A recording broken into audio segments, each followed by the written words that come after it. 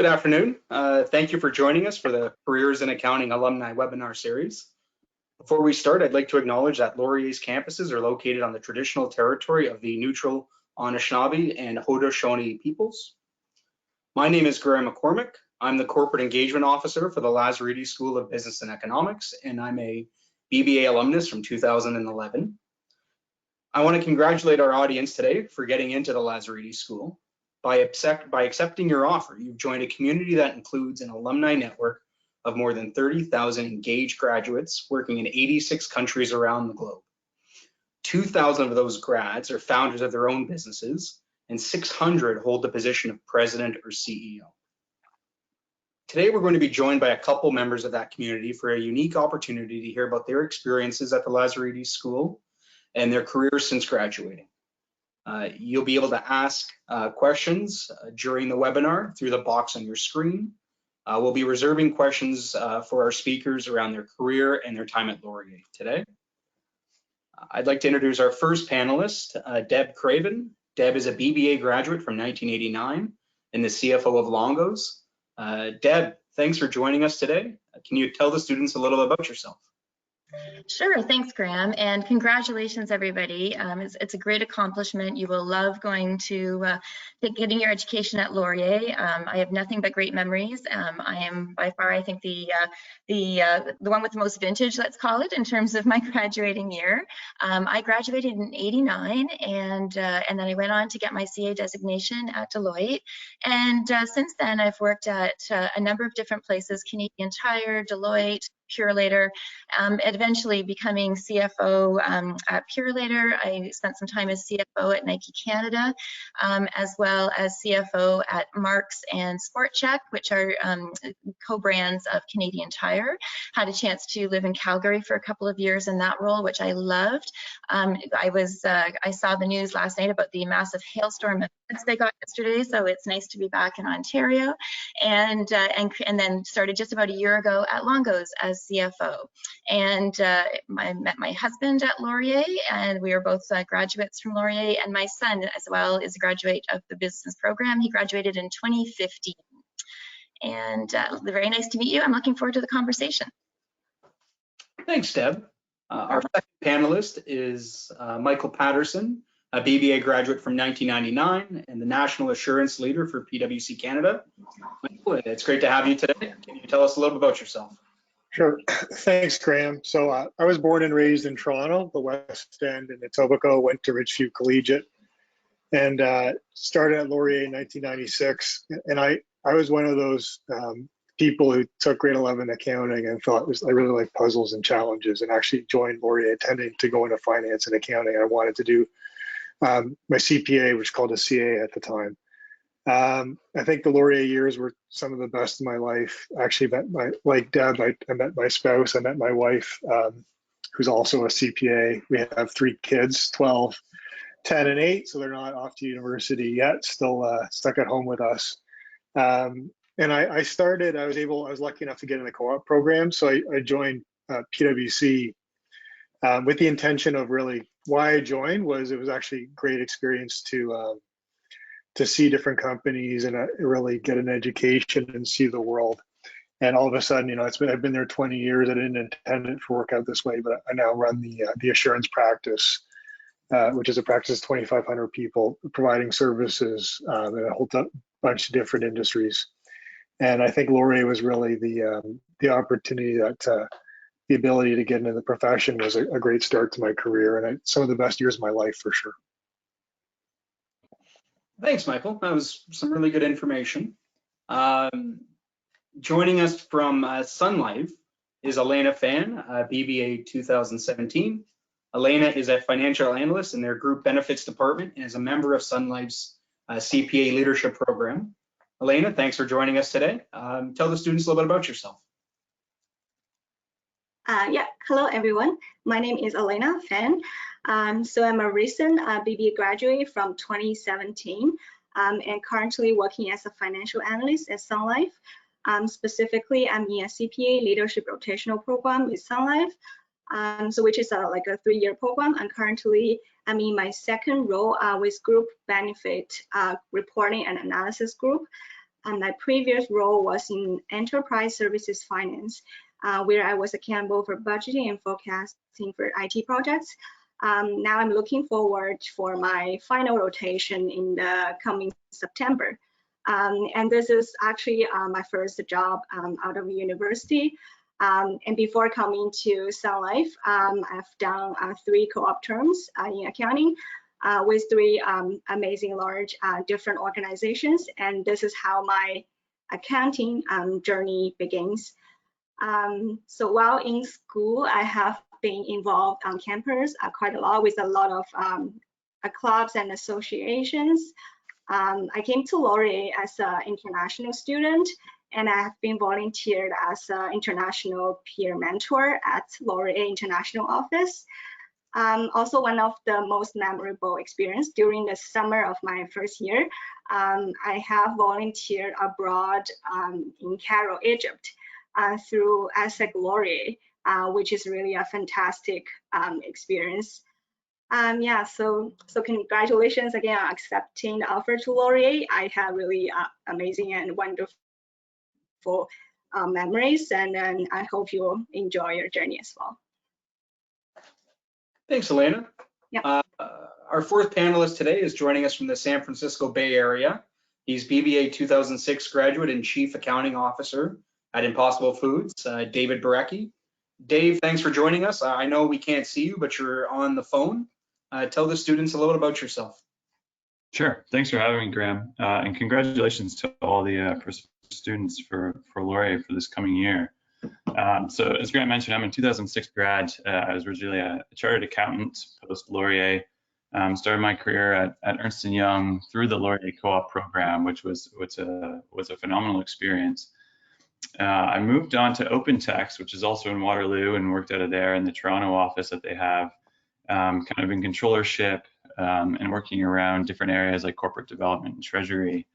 And in about 2014, I jumped on a plane and moved to San Francisco.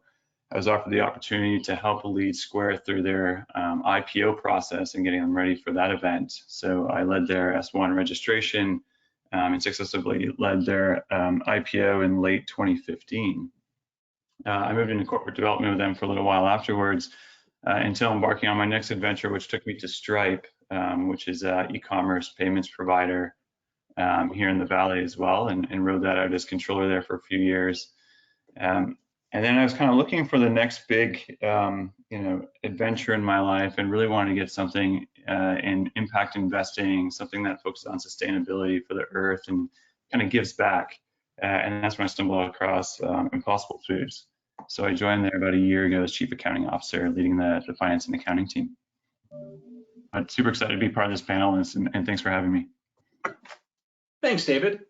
Our final panelist today is Josh Huff. Josh was awarded the gold medal for achieving the top score among all exam writers in Canada for the 2012 UFI exam. Josh is one of 10 accounting gold medalists to study at the Lazaridi School. Josh graduated in 2011 with a BBA, and he's a VP of Finance at D2L. Josh, thanks for joining us today. Tell us a little bit about yourself. Thanks, Graham, and congrats to all the students on the great news for the fall.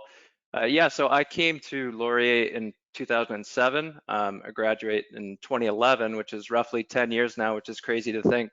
So since then, I somehow now have 2 kids under my roof. One of them was born 2 months ago, so that's been a fun 2 months, and hopefully it doesn't get too loud here for us right now. I've been married for about 6 years, really happy, and just couldn't be more excited about things. Right now I'm working at D2L. I started my career at KPMG. And like Michael, I was really inspired about the idea of just understanding how various companies operate.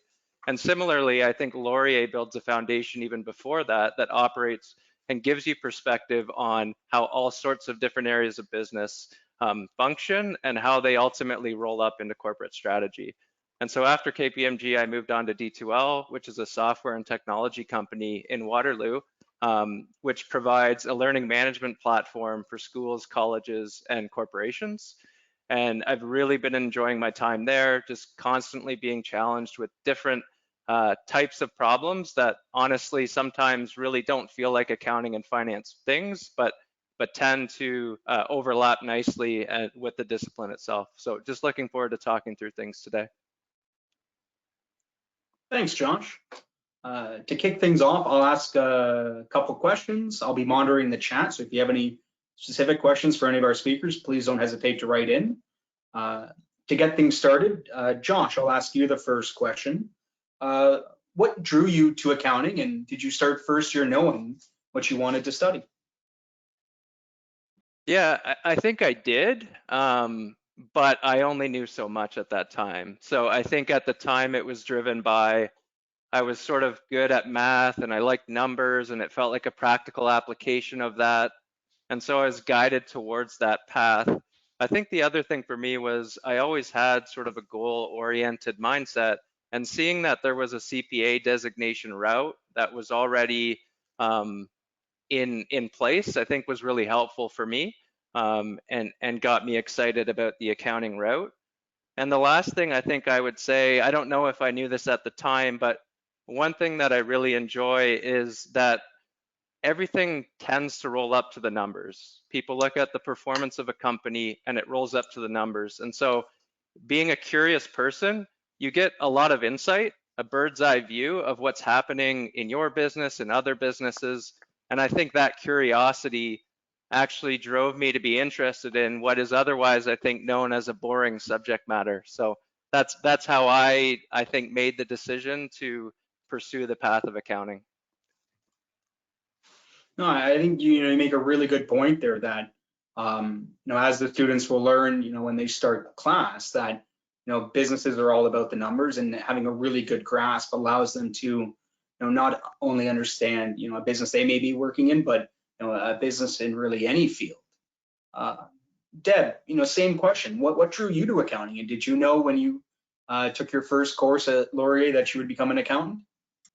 Yeah, I think similar to what Michael was saying, I was also one of those ones that in grade 11 took the accounting class, and I also had in my family. So my dad was an accountant, my uncle was an accountant, and I think I saw from my dad, he worked at a hospital in Sarnia, and he was the assistant executive director, and I saw the partnership that he had with the nursing staff, with the doctors, that was required for him to understand the numbers, but how much he valued the partnership that he had the strong partnership he had with the staff that delivered the services, and how critical that was for him to be successful at what he was there to do, which was to make the hospital successful. And I think that really stuck in my mind. I never had a vision of accounting being something where you were just stuck in an office working on ledgers. It was about being out there and partnering with the business, learning things really fast, rolling up your sleeves, and then figuring out how you could best help the company. So I think having that as a background, when I came to Laurier, I knew I wanted to be in accounting, and that I was lucky enough to be in the co-op program as well. And I would say the co-op program was just fantastic, because it gave you a chance very quickly to figure out if this is something that you loved in practice. There's one thing about the idea of doing something. There's another thing about spending 4 months doing it every day. And for me, it solidified to me that that's what I wanted to do. For a number of my class members, their first work term, my husband included, he came back from his first work term and said, there's no way I'm doing that for a living. And then he decided he was going to go to law school instead. But better to find that out earlier. And then he was able to take a bunch of other different courses, and then went off to law school at U of T. So I would say it's just a really good grounding for all the reasons that Josh brought on board. And for me, it's that partnership piece that really intrigued me as well. No, I think you make a really good point about the opportunity to test drive being an accountant in those 4-month work terms. It really does help, get an idea of, maybe I don't want to do audit for the rest of my career, and there's another path I can try. Elena, I think this, kind of goes really well to you. What drew you to accounting? And then what drew you to a non-accounting firm role? So for myself, so actually, to be honest, I didn't know what I wanted to do when I entered university, and a little bit different from Deb and Michael. So I think for myself, actually no one from my family is from accounting background.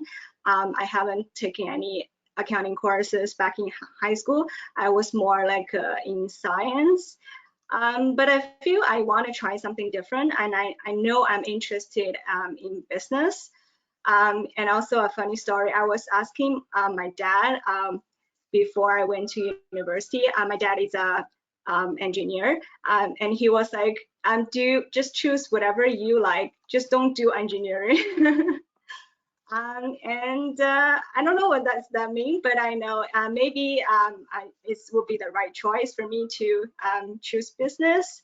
And in terms of accounting, it's actually because I was fortunate enough to get into co-op programs, and I think all my co-op terms end up with all accounting roles with corporations, and I found I really enjoy what I've been doing. I've met a lot of great people, and from there I decided to pursue the CPA designation. Interesting. Michael, question for you. Yep. How did your time at the Lazaridis School prepare you for your first job after graduating and your career since?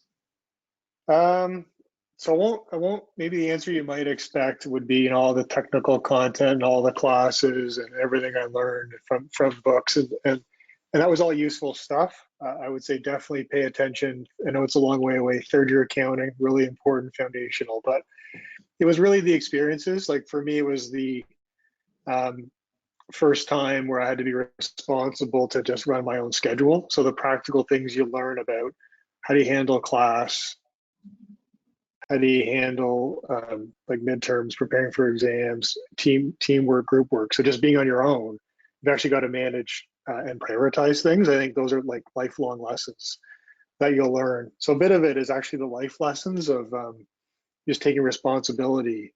Because I mean, I lived at home, and then all of a sudden, first year, and then living with roommates, you basically all those, you got to be responsible for yourself.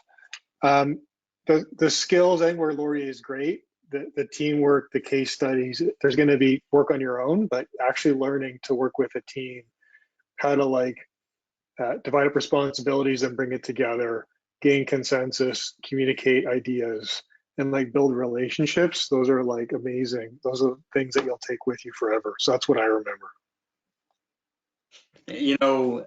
For our students coming in September, there's, and I'm sure you've heard this all the way through, there's so much teamwork and group work.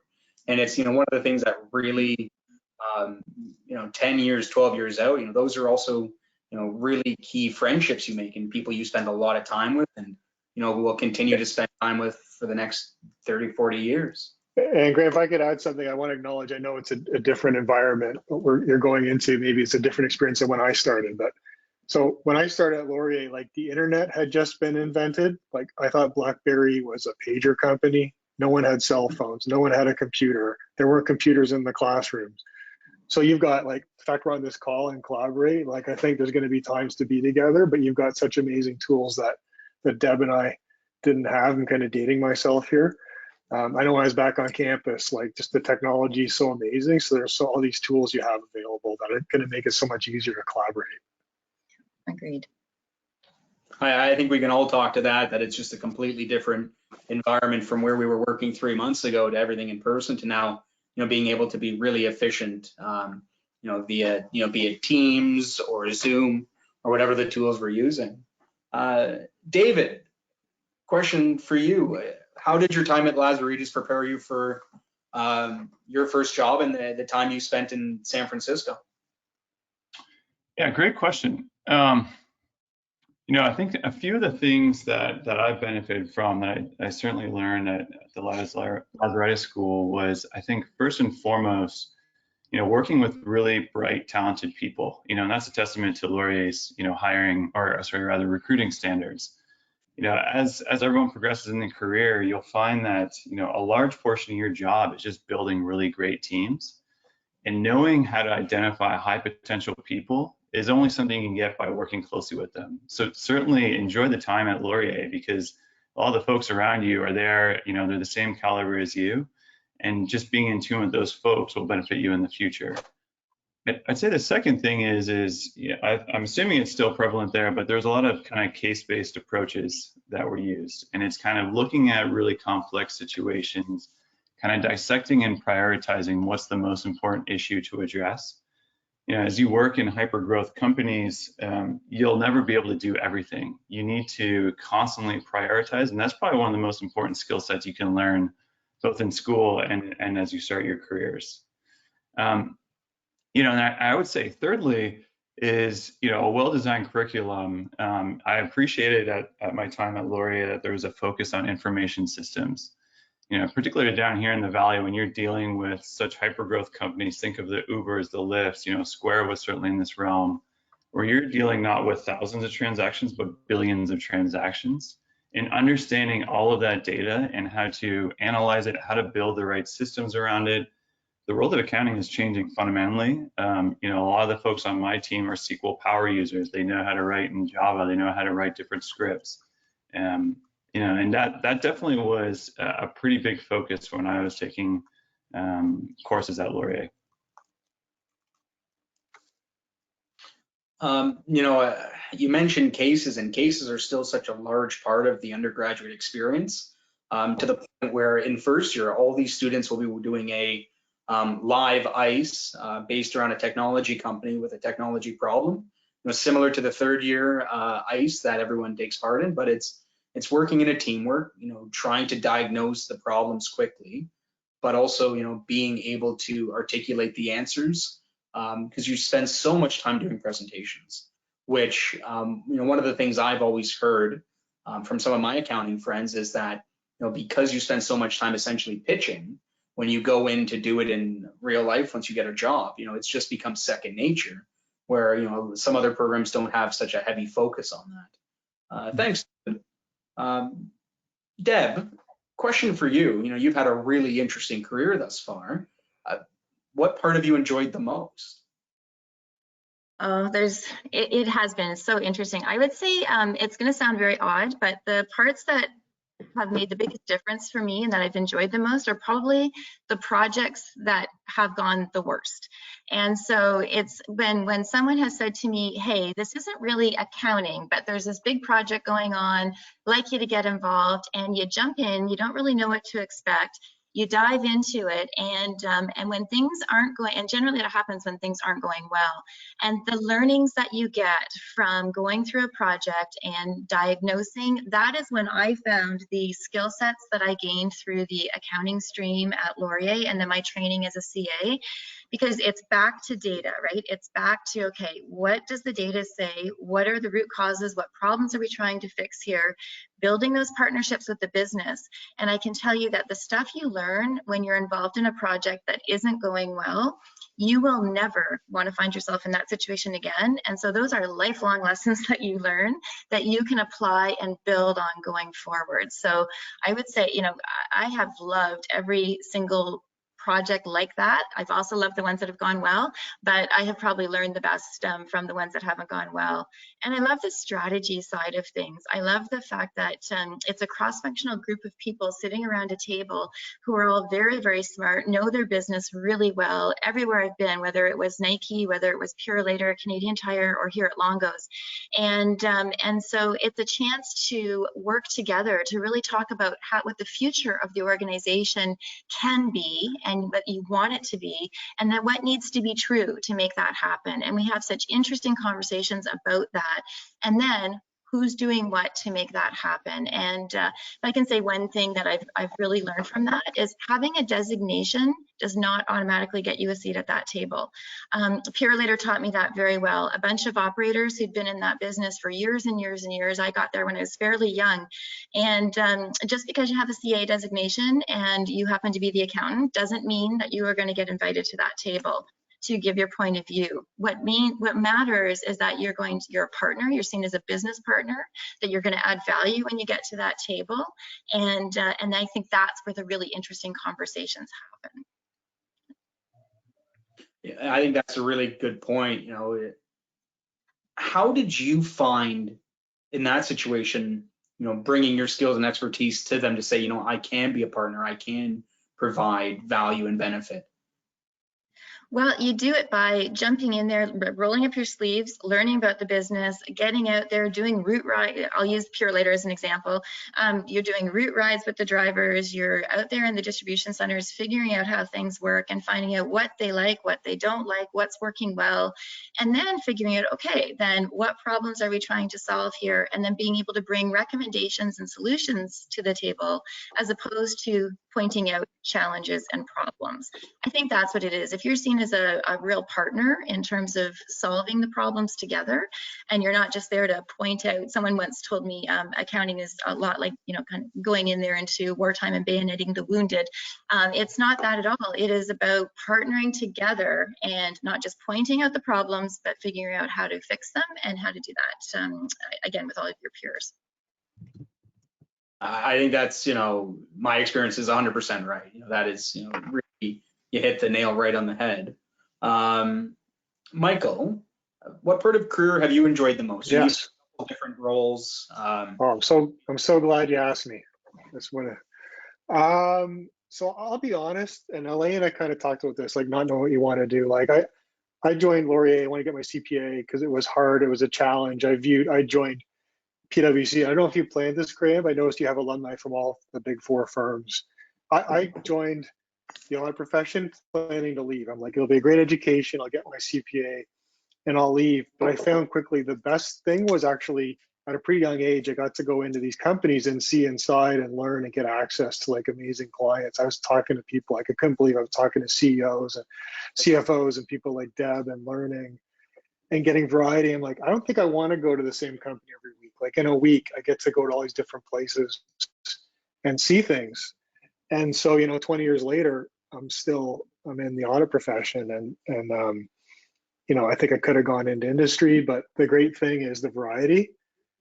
And it's also very altruistic. Like what we do is kind of my pitch for audit is you actually get to like add trust to numbers, and numbers tell a story, and it's about the truth. And it's actually really, really important. It's an important role that we play in society. And honestly, every year has been better, just being open to opportunities. Every 5 years, I get to switch clients, switch industries. In a world where you can travel, I've got to travel the world. I was in India last year, I was in China, I was in New York. You just get to see so much of the world in business. So I think that the finance route and the designation opened all that up. So I think the key advice is you don't know what's going to happen, is just be open to opportunities because there's tons of them out there.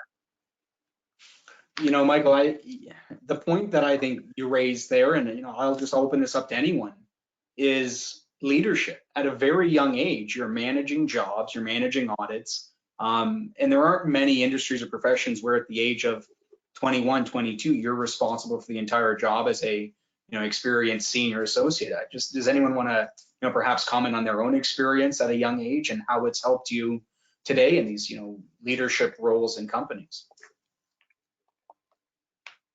I can jump in really fast. I'd even say there's an opportunity when you're at Laurier. I was a TA or teacher's assistant, and that even at a very young age is an amazing opportunity to develop the skill set of figuring out how to communicate very complex and technical stuff into into a way that students can understand. And I did it for Biz 111, 121. I don't know if it's still called the same thing, but that was a great experience even before you get into the accounting profession. And then once I got it to Deloitte and was doing the audits, I just found that skill set was just a huge help in terms of helping to communicate things.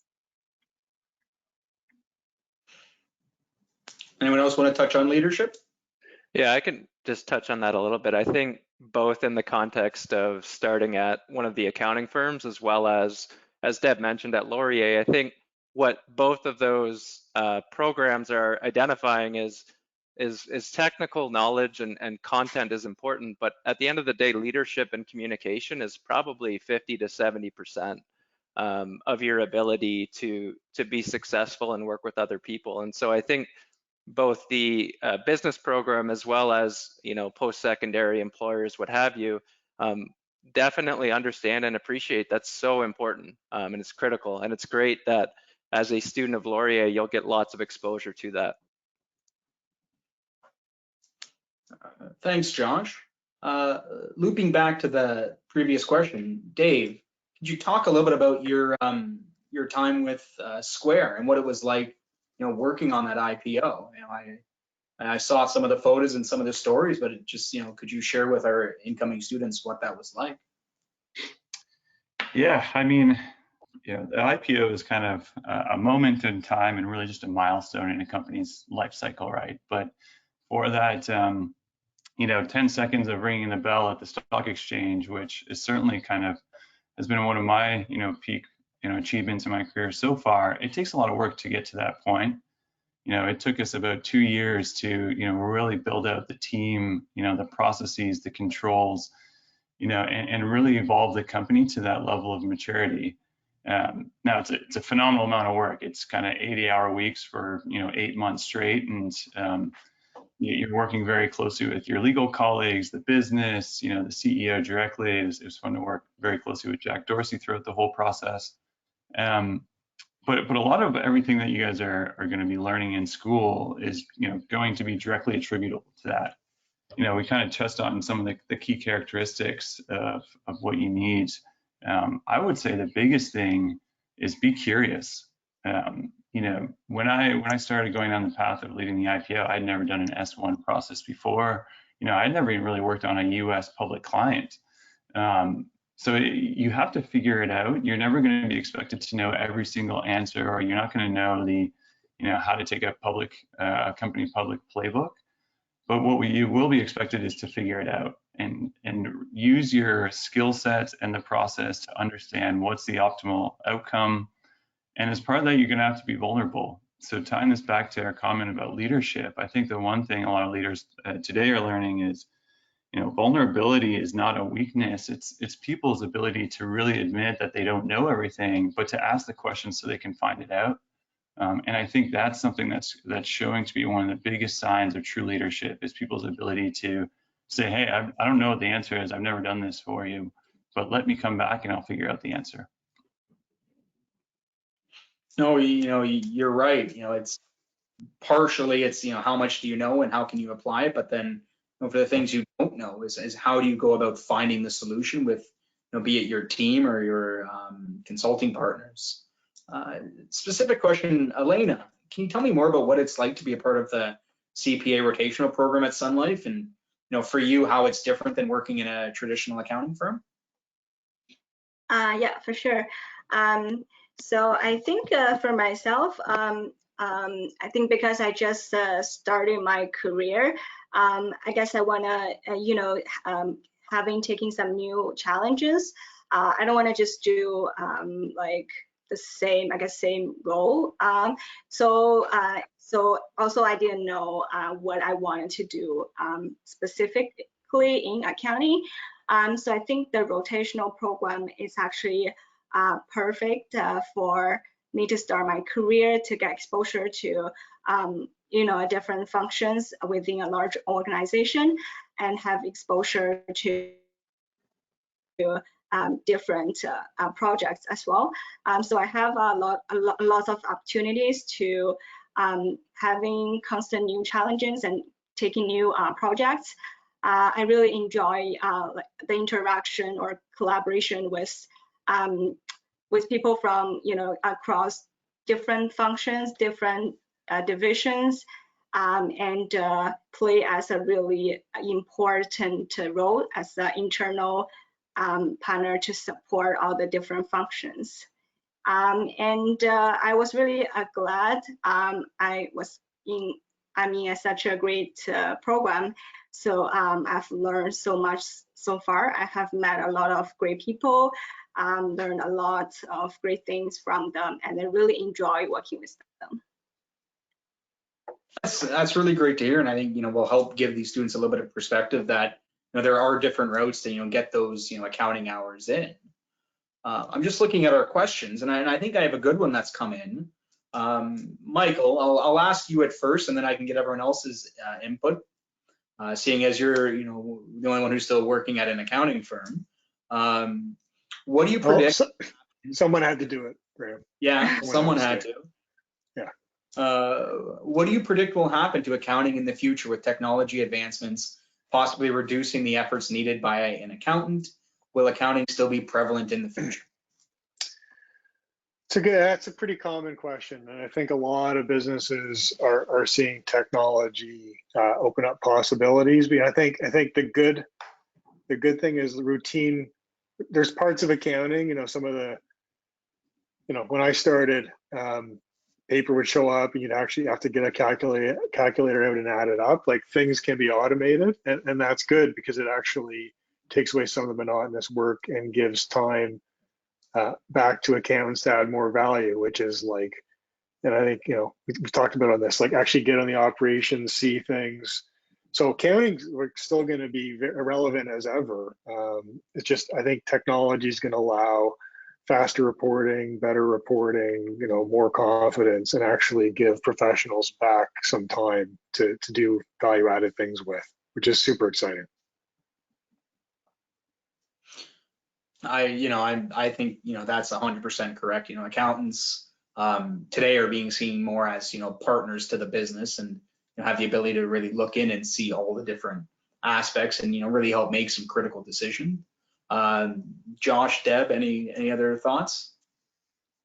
Yeah, I was just gonna add to that I think the actual discipline of accounting is trying to make sure a piece of information is accurate, right? And so I think, to David's comment earlier, as you set up business processes, whether it be accounting, numeric or not, the discipline of having accurate information is becoming more and more important with the huge volumes of information we deal with. And so I think it's actually opening up probably the skill set of an accountant to other areas of the business to have even more influence than we did in the past.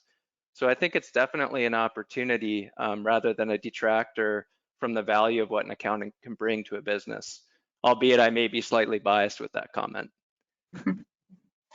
Yeah, I would say that Canadian Tire, as an example, we were making significant investments in AI and in the finance area, implementing bots that would, again, take away all of the routine work. And there was a lot of angst in the accounting department and the finance and planning and analysis departments about, our job's going to go away. And our CFO, Dean McCann, at the time was fantastic, because he said, no, because now, instead of doing all of that work that a computer can do, what you guys are going to do now instead is figure out this so what, answer this so what question for me. So here we've got good data, as Josh said, we're comfortable with the data, that's half the battle. So what are we going to do about that? What are the decisions we need to make? And that's the really exciting part, I think, about where the real value add comes in. So the finance and accounting department at Canadian Tire actually didn't contract at all. In some cases, it actually expanded because we were able to do more interesting analysis in other areas because we had better data than we'd had before. Interesting. It makes sense when you say it. It's, at the end of the day, it is big data, right? It's the accountants coming in and really being able to understand it and help leaders make informed decisions. A little bit of a lighter question. David, I'll start with you. What was your favorite class or extracurricular activity when you were in school? Obviously, besides your accounting courses. Question. Going to Wilfs, is that a class?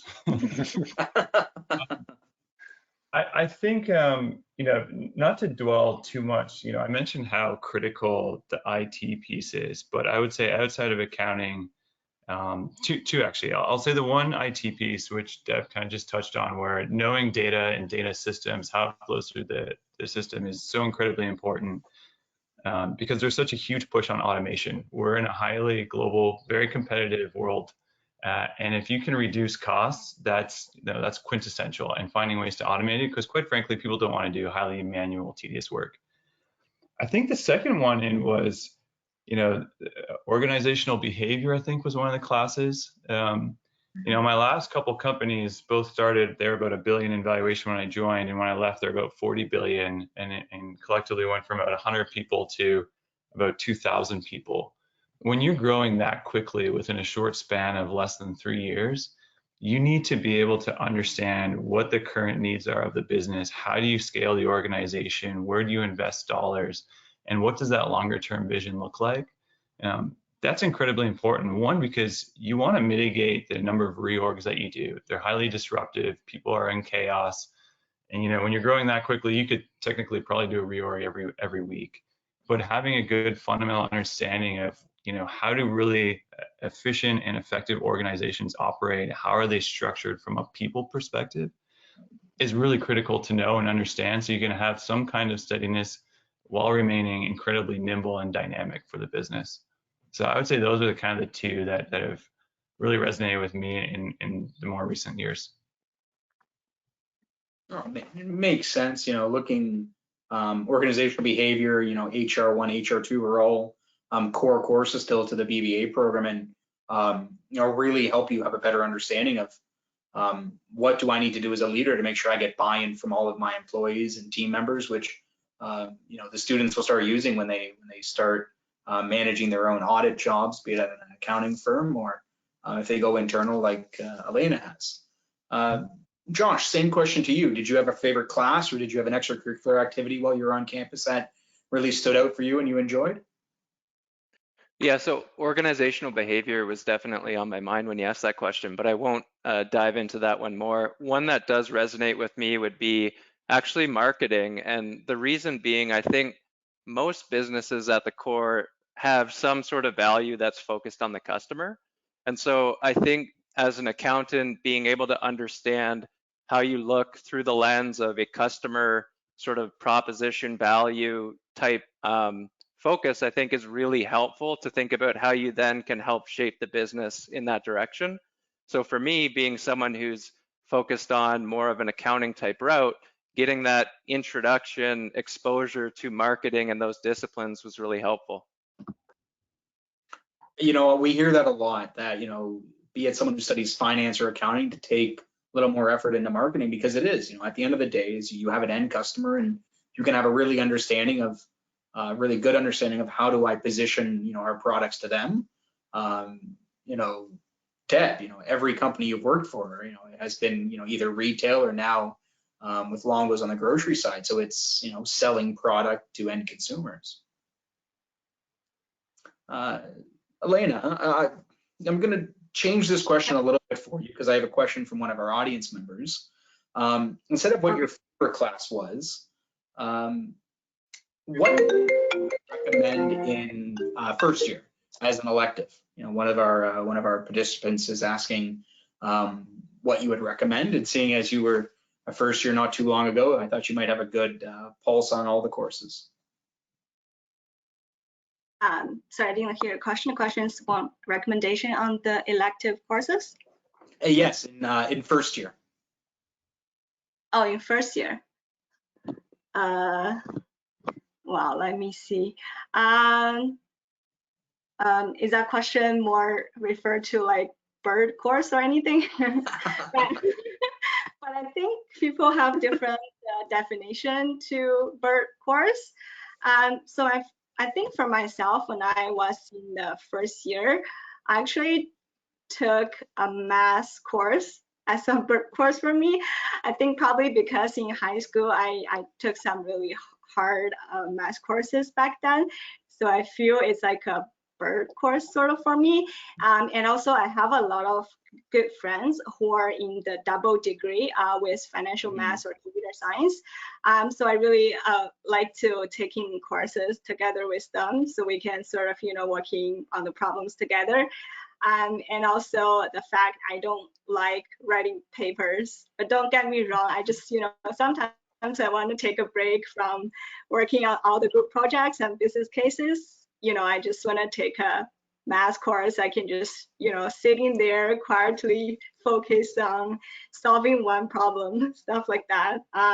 Yeah, so I guess I hope that helped a little bit. I guess the bird course really depends on what you're good at and where you think you can enjoy taking as an elective.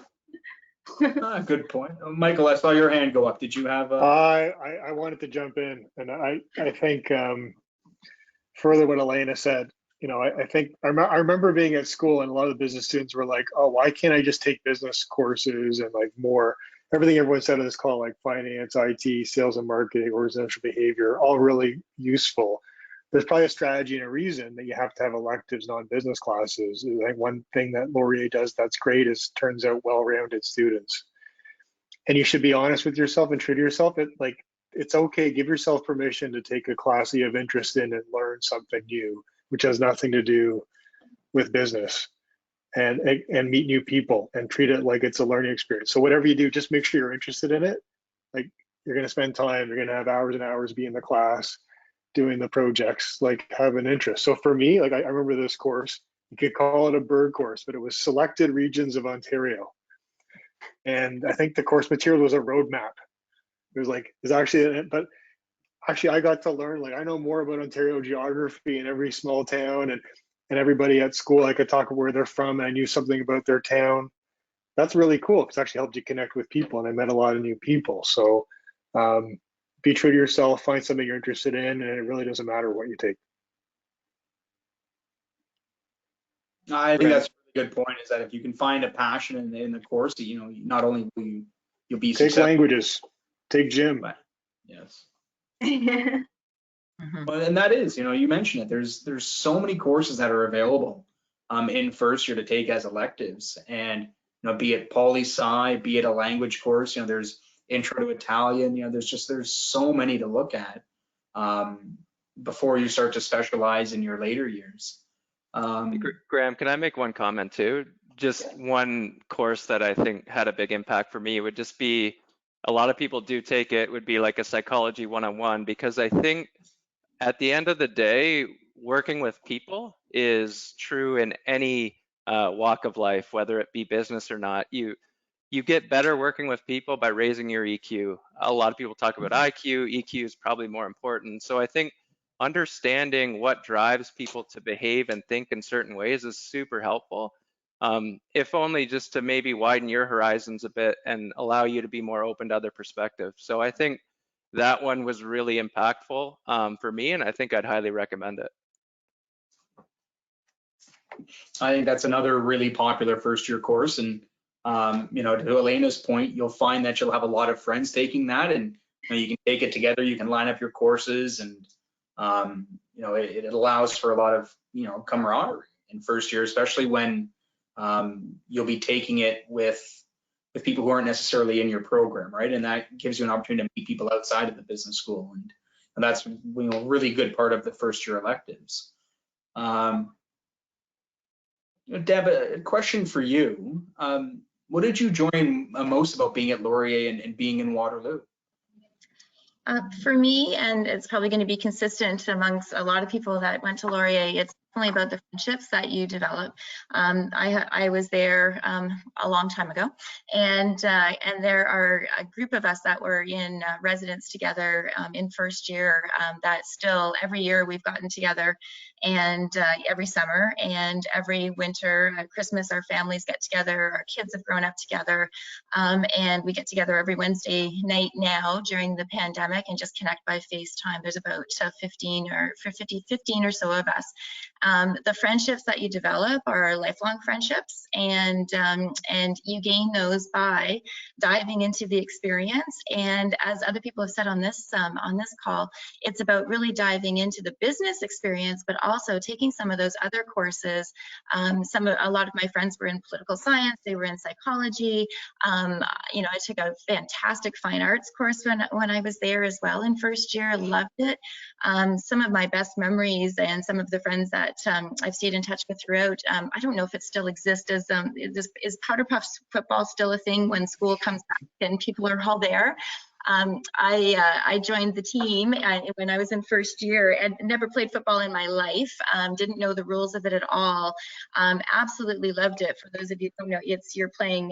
It's all female. No tackle. It's touch, but you can tackle on the line. You can hit on the line, and so it was by far not gentle, but it was fantastic. And to learn the strategy of football, love it. I love football to this day, and I'm still playing a league now. Even this many years after. So I think it's about really getting to know some good people, stretching and growing in different areas that you never expected to, trying different things, and really enjoying those friendships that are going to last a lifetime. It sounds trite, but it's true. So. No, you're 100% right. It's being open, saying yes. I believe Powerpuff football still exists. I know it did, Josh, when you and I were there. But if it's not that, there's a very large number of extracurricular sports to play that are run through Laurier Athletics. Be it hockey. Get used to playing hockey at 11:30 at night over at McCormick Arena, because it's the only ice times that are available for students. I'm just seeing that we're coming to the end. I have a couple other quick questions. Elena, how did you find coming to Laurier in Waterloo as an international student? Well, I think that's a great question. So coming to Laurier as international definitely is not an easy thing for me. So you have to adjust a lot of things. You have to try to adapt to the new environment. So everything's different, but you have to stay positive and also try to stick to your goal and be open-minded, also be flexible. Sometimes you might think you cannot do a certain thing or something. But so for example, in the first year, we had a lot of group projects and, like even the new venture or ICE competition. I couldn't think I could do it. I think it's a really a big challenge for me. But at the end of the day, I think I really had a great team. I got a lot of support. I think both of the competitions in the university, our group got into like the final list, which is I never thought I could make it before.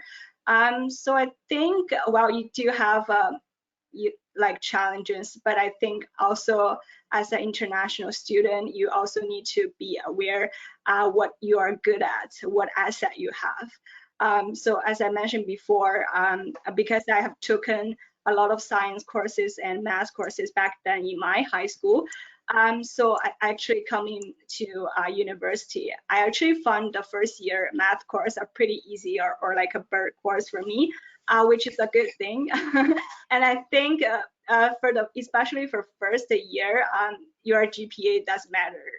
You really want to choose some elective course where helping you sort of maintain a higher GPA, because it's definitely going to help you to get into co-op program in the beginning of second year. I believe it's one of the criteria, if I'm not wrong.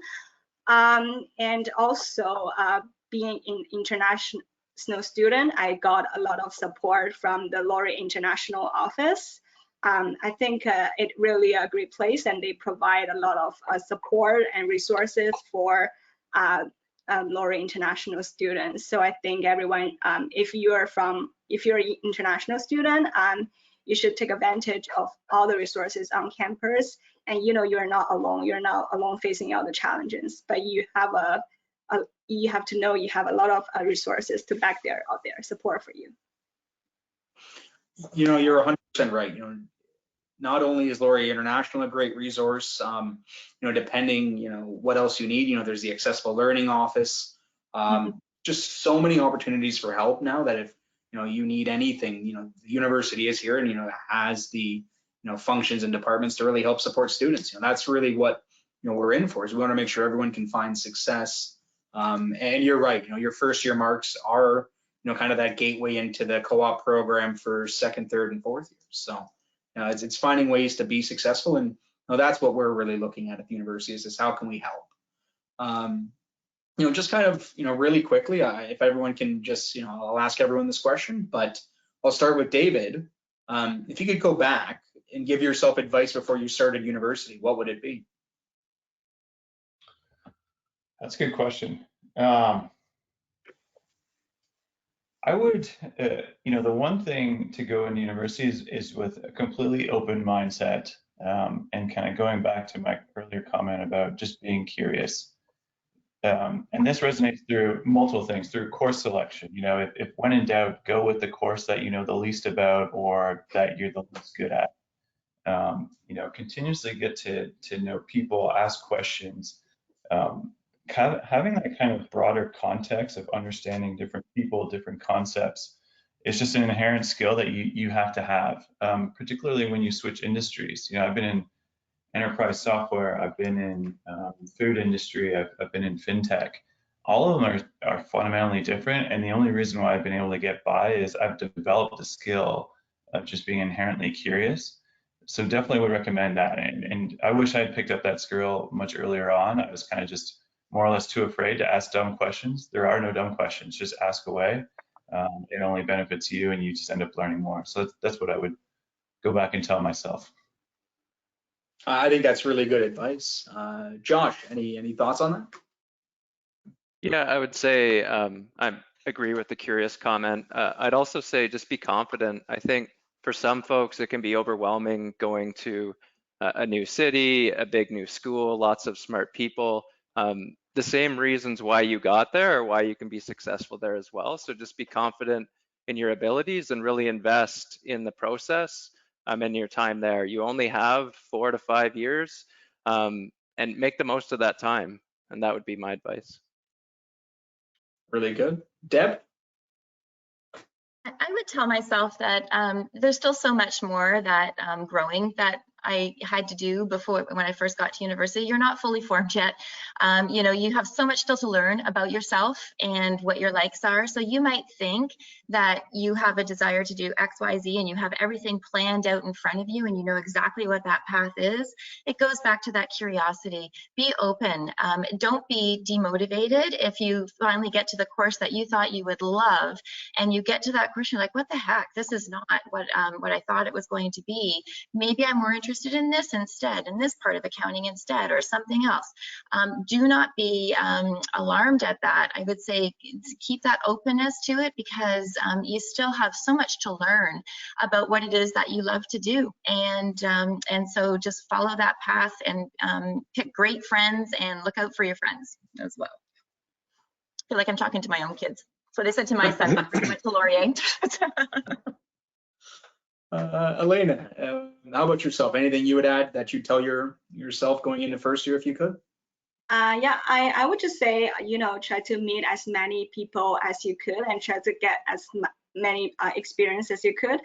I think university actually, it's a networker's dream. You probably don't realize it because you feel everyone, you know, in the same starting point.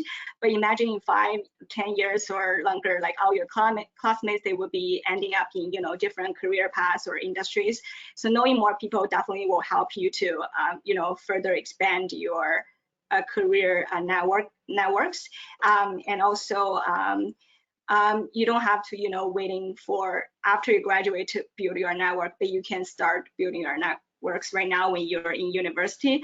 And I think for myself, I tend to, you know, stick with the same sort of group people or circle. I wish I could, you know more a wider variety of people. So could probably will be help me much better. You know, excellent point. There are so many student clubs. I think, you know, the business school has a student club for almost every single thing you can think of, you know.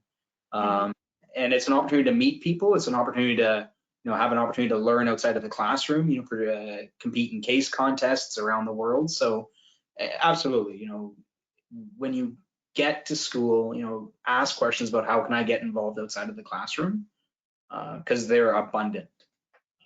Michael, final thoughts from you. What would you tell yourself in the mid-90s? Well, starting school? Part of me, I wouldn't change a thing. It was the best years of my life, some of them. But and we didn't compare notes on this call. Everyone kind of said the same thing. You know, so I'll tell you very personally, I went to Laurier. 10 people from my high school went, so my best friends, and I very easily could have stayed with them, been roommates, just kept the same group of friends. And when I made the decision when I went into co-op, I actually said, no, I'm going to go live with different roommates to expand my circle of friends. And I've got my old friends from junior school, high school. My Laurier friends are some of my best friends for life. We talk every week. Like, just dive in, be open to new experiences. The one thing everyone on this call has taken away are the lifelong relationships as Laurier alumni. That is the most valuable thing that you'll take out of Laurier for sure. Thanks, Mike. I think everyone has very similar experiences, and the one thing that I've always reflected back on is that it doesn't really matter when you attended Laurier. The person who comes to Laurier has a lot in common, and we are all to a level of outgoing. We meet people very organically, and we can stay in touch with people. So everyone who's attending today, there's some really exciting days ahead. Deb, Michael, David, Elena, Josh, on behalf of everyone here today, I'd like to thank you for sharing your insights and experience with us. It isn't every day that students have the opportunity to hear directly from leading alumnus in accounting. Everyone on the call, please join me tomorrow for our next Careers In webinar, where we'll be talking to alumni working in economics. Don't forget to follow the Lazzaretti School on our social accounts to stay up to date on important information. Thank you again for joining us this afternoon. Great. Thank you. Okay. Thank you, everybody. Bye. Good luck.